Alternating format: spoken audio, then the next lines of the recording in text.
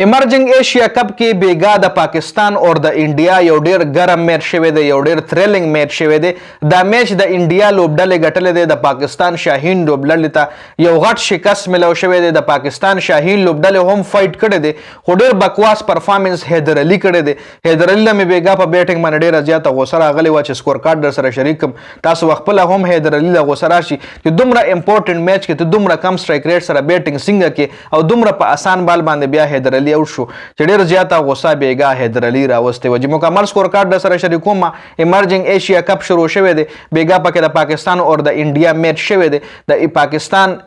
شاهین 11 چې محمد حارث کپتان دی او د انډیا اے ټیم چې کم دی کې کم کھلاڑیان دی به هم تاسو له سکور کارت نوازه شي راځو جی په سکور کارت باندې خبره کوم باندې بیټینګ چې کم دی انډیا کړه دی په شل اورونو کې 183 رنزونه اته کھلاڑیان ابھیشیک شرما 15 رنزونه جوړ کړي په 22 بالونو باندې د کډیر کھلاڑیان چې کم دی د انډیا د آی پی ایل نه پکړل شوی دی جی پراواس عمران چې کم دی وکټ کیپر بیټسمن دی په نور لز بالونو شپږ درش تلک ور مادای کپتان دی خ اننګز کړه په 35 بالونو 44 رنزونه نهال وډیرا په 22 بالونو 25 آیوش بدونی درې بال 2 رمندیپ سنگ یو لس بال 19 نشان ساندو درې بال شپږ انشال کمبوج یو بال 0 راهول چاهر 3 بال 4 او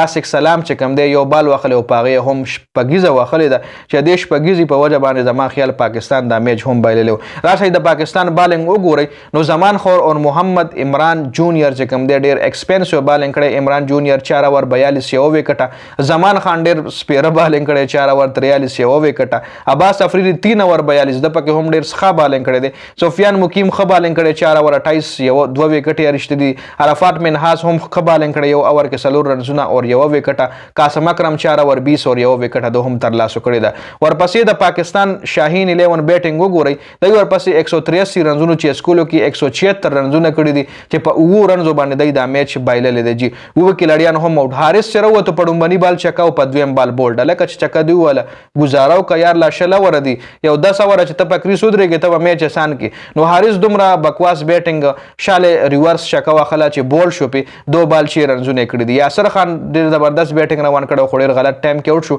22 بال 33 عمر یوسف د بکواس بیټینګ کړي په 2 بال 2 رنزونه د جوړ کړی دي جی قاسم اکرم په 21 بال 27 رنزونه عرفات منحاس په 19 بالونو باندې 41 رنزونه دواړو خ بیټینګ روان کړو حیدر علي تاسو ګورئ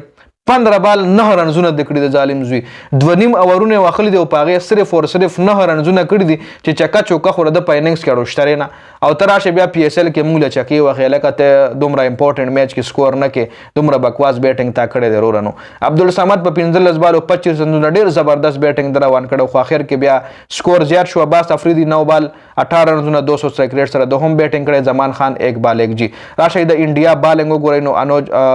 انشال کمبوج 4 اوور 33 3 وکټ ښه بالنګ جی ویبو اروڑا 3 اوور 33 وکټ یومنا ابھیشیک شرما 3 اوور 18 وکټ یومنا راسک دار سلام 4 اوور 30 2 وکټ راہل چاہر 1 اوور 12 نشان ساندو 2 اوور 15 2 وکټ تلک ورما 3 اوور 27 وکټ یومنا نو دا انډیا